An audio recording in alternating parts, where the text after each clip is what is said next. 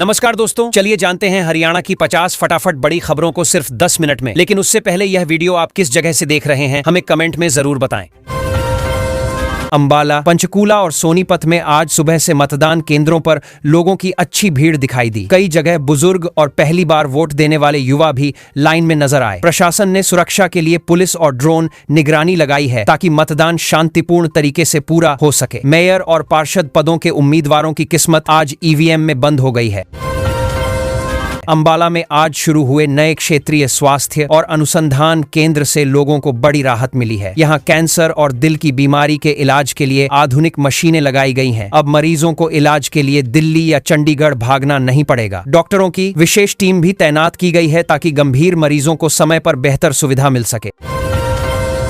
आज हरियाणा सरकार ने मतदान वाले इलाकों में काम करने वाले कर्मचारियों को सवेतन अवकाश देने का फैसला लागू कर दिया। सरकारी और निजी दोनों संस्थानों के कर्मचारियों को वोट डालने के लिए छुट्टी दी गई है। इससे कई लोग आराम से मतदान केंद्र पहुंचे। प्रशासन का मानना है कि इस फैसले से मतदान प्रतिशत बढ़ेगा और ज्यादा लोग लोकतंत्र में अपनी भागीदारी निभा सकेंगे।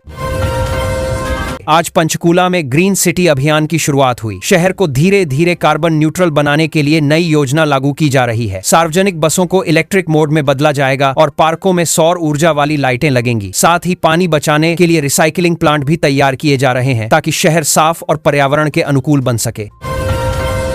आज रेवाड़ी में नगर परिषद चुनाव को लेकर लोगों में काफी उत्साह दिखाई दिया। सुबह से ही मतदान केंद्रों पर अच्छी संख्या में मतदाता पहुंचे। प्रशासन ने संवेदनशील इलाकों में अतिरिक्त पुलिस बल तैनात किया है और ड्रोन कैमरों से निगरानी रखी जा रही है। शहर में सड़क, सफाई और पानी जैसी सुविधाएं चुनाव का मुख्य मुद्दा बनी हुई हैं।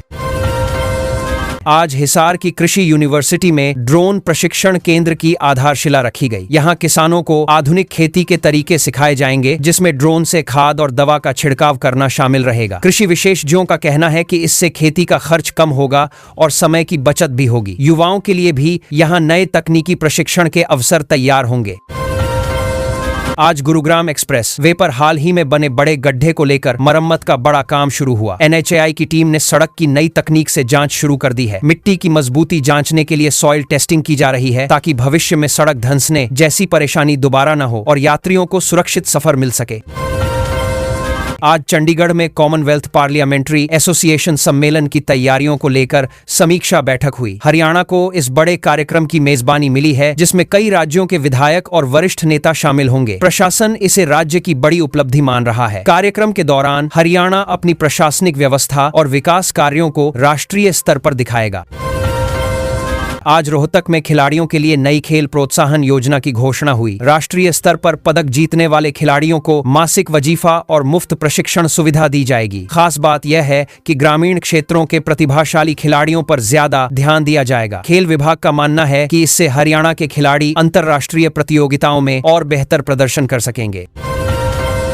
आज कुरुक्षेत्र में डिजिटल टूरिज्म ऐप लॉन्च किया गया। इस ऐप के जरिए लोग घर बैठे ज्योतिसर और ब्रह्म सरोवर जैसे धार्मिक स्थलों की जानकारी वर्चुअल रियलिटी के माध्यम से देख सकेंगे। पर्यटन विभाग का कहना है कि इससे देश विदेश के पर्यटकों को हरियाणा की ऐतिहासिक और धार्मिक विरासत को समझने में आसानी होगी और पर्यटन को नई पहचान मिलेगी।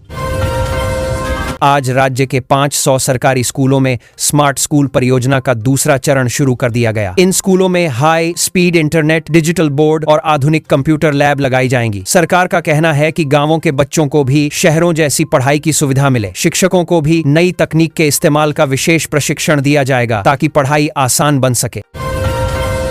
आज हरियाणा सरकार ने धान की सीधी बिजाई करने वाले किसानों के लिए पंजीकरण पोर्टल खोल दिया। इस योजना के तहत किसानों को प्रति एकड़ आर्थिक सहायता दी जाएगी। कृषि विभाग का कहना है कि इस तरीके से पानी की काफी बचत होगी और खेती की लागत भी कम आएगी। कई जिलों के किसान पहले दिन से ही योजना में आवेदन करने पहुंचे।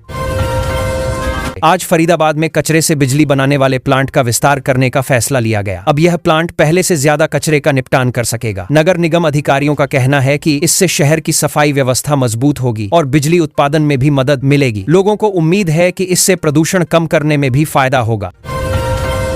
आज हरियाणा पुलिस ने ऑनलाइन ठगी रोकने के लिए नया साइबर हेल्पलाइन नेटवर्क शुरू किया। शिकायत मिलते ही संबंधित बैंक खाते को जल्दी फ्रीज करने की सुविधा दी गई है। पुलिस विभाग ने इसके लिए आधुनिक डैशबोर्ड भी तैयार किया है। अधिकारियों का कहना है कि इससे लोगों की मेहनत की कमाई को साइबर अपराधियों से बचाने में काफी मदद मिलेगी। आज धारूहेड़ा में लंबे समय से चली आ रही जलभराव की समस्या के समाधान के लिए बड़ा प्रोजेक्ट शुरू हुआ। सरकार ने नई सीवर लाइन और पंपिंग स्टेशन बनाने के लिए बजट जारी कर दिया है। बरसात के समय यहां उद्योगों और लोगों को काफी परेशानी होती थी। अधिकारियों का कहना है कि काम पूरा होने के बाद इलाके में पानी जमा होने की समस्या काफी कम होगी। आज झज्जर जिले में नए आयुष अस्पताल की योजना को मंजूरी दे दी गई। यहां आयुर्वेद, योग और प्राकृतिक चिकित्सा से लोगों का इलाज किया जाएगा। अस्पताल में ध्यान और योग केंद्र भी बनाए जाएंगे ताकि लोग स्वस्थ जीवन शैली अपना सकें। स्वास्थ्य विभाग का कहना है कि इससे पारंपरिक इलाज पद्धतियों को बढ़ावा मिलेगा और ग्रामीण क्षेत्रों के लोगों को नई सुविधा मिलेगी।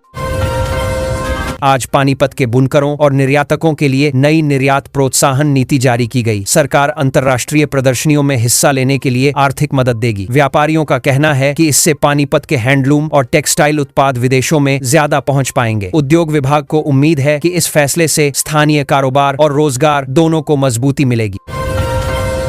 आज कैथल में मुख्यमंत्री सौर ऊर्जा योजना के तहत किसानों को सब्सिडी वाले सोलर पंप वितरित किए गए। किसानों ने बताया कि इससे सिंचाई करना आसान होगा और बिजली कटौती की चिंता भी कम रहेगी। कृषि अधिकारियों का कहना है कि सौर ऊर्जा अपनाने से खेती का खर्च घटेगा और पर्यावरण को भी फायदा मिलेगा। कई किसानों ने इसे उपयोगी कदम बताया। आज करनाल में पशुपालन विभाग ने बड़ा पशु स्वास्थ्य शिविर लगाया। यहां गाय और भैंसों का मुफ्त टीकाकरण किया गया और पशुपालकों को नई जानकारी दी गई। विभाग ने घोषणा की है कि अब मोबाइल वेटरनरी यूनिट गांव जाकर सेवाएं देगी। इससे पशुओं की बीमारी जल्दी पकड़ी जा सकेगी और ग्रामीण पशुपालकों को इलाज के लिए दूर नहीं जाना पड़ेगा। आज यमुनानगर में यमुना नदी की सफाई के लिए जन भागीदारी अभियान शुरू किया गया। इसमें स्कूलों के बच्चे, स्थानीय लोग और सामाजिक संस्थाएं शामिल हुईं। नदी किनारों पर सफाई और पौधारोपण का काम भी शुरू हुआ। प्रशासन का कहना है कि लोगों की भागीदारी से नदी को स्वच्छ रखने का अभियान लगातार चलाया जाएगा ताकि पर्यावरण बेहतर बन सके। आज महेंद्रगढ़ में बड़े लॉजिस्टिक्स पार्क के निर्माण का काम तेज कर दिया गया। यह परियोजना दिल्ली मुंबई औद्योगिक कॉरिडोर से जुड़ी हुई है। अधिकारियों का कहना है कि इससे इलाके में उद्योग और व्यापार दोनों को बढ़ावा मिलेगा। स्थानीय युवाओं को रोजगार के नए अवसर मिलने की उम्मीद है और क्षेत्र में परिवहन व्यवस्था भी पहले से बेहतर होगी। आज पलवल में नए स्किल डेवलपमेंट सेंटर का उद्घाटन किया गया। यहां युवाओं को ऑटोमोबाइल और लॉजिस्टिक्स सेक्टर की ट्रेनिंग दी जाएगी। कई कंपनियों के साथ रोजगार के लिए समझौते भी किए गए हैं। प्रशिक्षण पूरा करने वाले युवाओं को सीधे नौकरी दिलाने की तैयारी की जा रही है ताकि पढ़ाई के बाद रोजगार के लिए ज्यादा भटकना न पड़े। आज जींद में नई आधुनिक अनाज मंडी पूरी तरह तैयार होने की घोषणा की गई। यहां किसानों के लिए बड़े शेड, साफ प्लेटफॉर्म और भंडारण की अच्छी व्यवस्था बनाई गई है। अब किसानों को फसल बेचने में पहले जैसी परेशानी नहीं होगी। कृषि अधिकारियों का कहना है कि नई व्यवस्था से अनाज सुरक्षित रहेगा और खरीद प्रक्रिया भी पहले से तेज होगी। आज चंडीगढ़ में हरियाणा गौरव पुरस्कारों की घोषणा की गई। शिक्षा, समाज सेवा और कला जैसे क्षेत्रों में अच्छा काम करने वाले लोगों को सम्मानित किया जाएगा। सरकार का कहना है कि इन लोगों ने अपने काम से राज्य का नाम आगे बढ़ाया है। अगले सप्ताह होने वाले कार्यक्रम में विजेताओं को मुख्यमंत्री के हाथों सम्मान और पुरस्कार दिया जाएगा। आज सोनीपत के पास नए औद्योगिक क्लस्टर को मंजूरी मिलने के बाद स्थानीय लोगों में उत्साह बढ़ गया। यहां एमएसएमई इकाइयां स्थापित की जाएंगी जिससे युवाओं को रोजगार के नए अवसर मिलेंगे। उद्योग विभाग का कहना है कि इस प्रोजेक्ट से छोटे कारोबारियों को भी फायदा होगा। इलाके में सड़क, बिजली और अन्य बुनियादी सुविधाओं पर भी तेजी से काम शुरू किया जाएगा।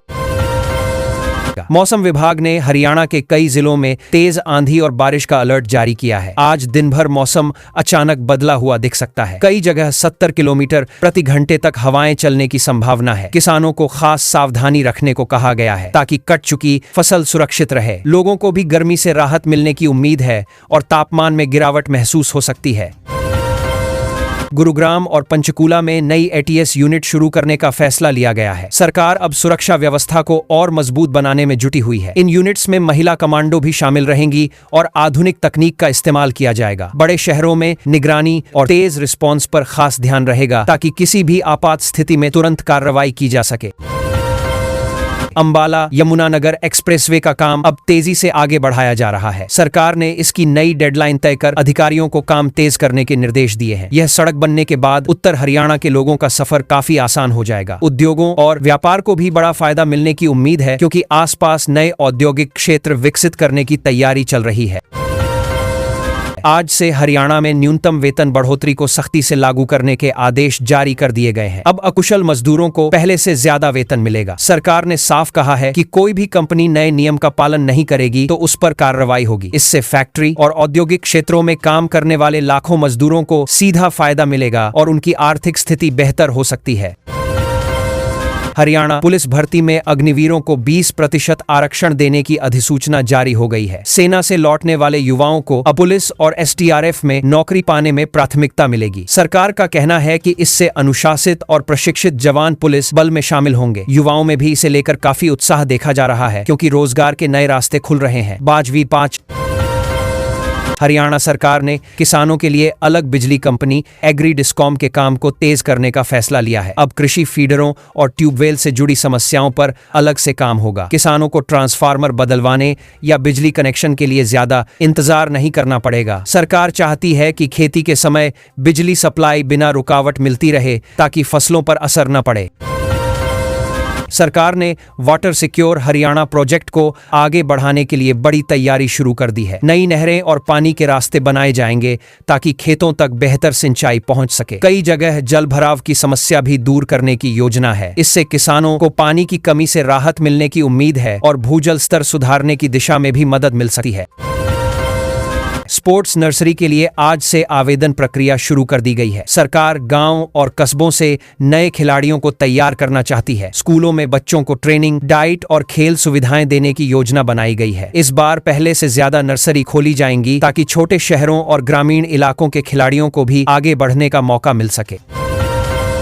प्रधानमंत्री राष्ट्रीय कृषि विकास योजना के तहत हरियाणा की नई कृषि कार्य योजना को मंजूरी मिल गई है। सरकार खेती में नई तकनीक, मशीनों और प्राकृतिक खेती को बढ़ावा देना चाहती है। किसानों को धान छोड़ दूसरी फसलें उगाने के लिए प्रोत्साहन राशि भी दी जाएगी। अधिकारियों का कहना है कि इससे पानी की बचत होगी और खेती का खर्च भी धीरे धीरे कम हो सकता है। हरियाणा सरकार ने पर्यावरण सुधार के लिए ग्रीन क्लाइमेट रेजिलियंस फंड की नई गाइडलाइन जारी की है। इस फंड से इलेक्ट्रिक वाहन, हरित क्षेत्र और अक्षय ऊर्जा परियोजनाओं को बढ़ावा मिलेगा। खासकर गुरुग्राम और फरीदाबाद जैसे शहरों में प्रदूषण कम करने पर जोर दिया जा रहा है। सरकार चाहती है कि आने वाले वर्षों में शहर ज्यादा साफ और पर्यावरण के लिहाज से बेहतर बने।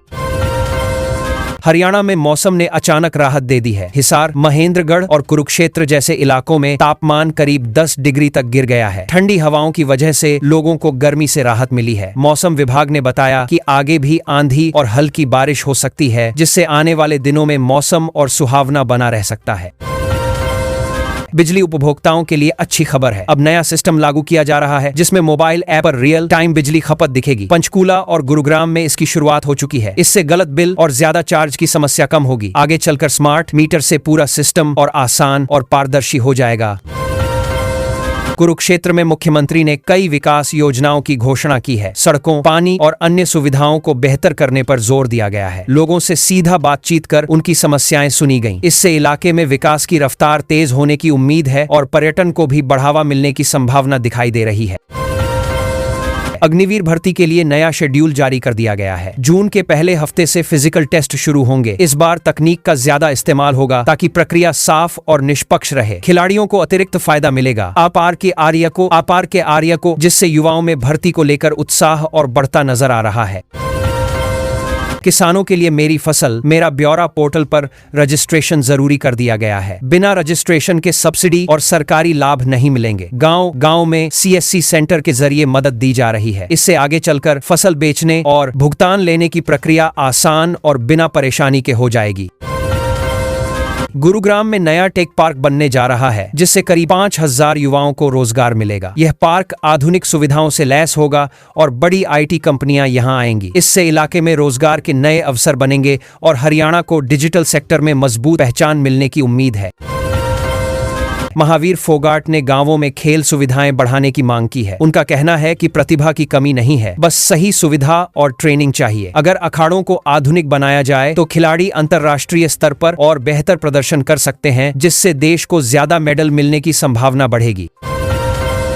हरियाणा रोडवेज में 200 नई इलेक्ट्रिक बसें शामिल होने जा रही हैं। ये बसें बड़े शहरों में चलाई जाएंगी और प्रदूषण कम करने में मदद करेंगी। बसों में सुरक्षा के लिए कैमरा और पैनिक बटन भी होंगे। इससे यात्रा सुरक्षित और आरामदायक बनेगी और लोगों को बेहतर पब्लिक ट्रांसपोर्ट मिलेगा।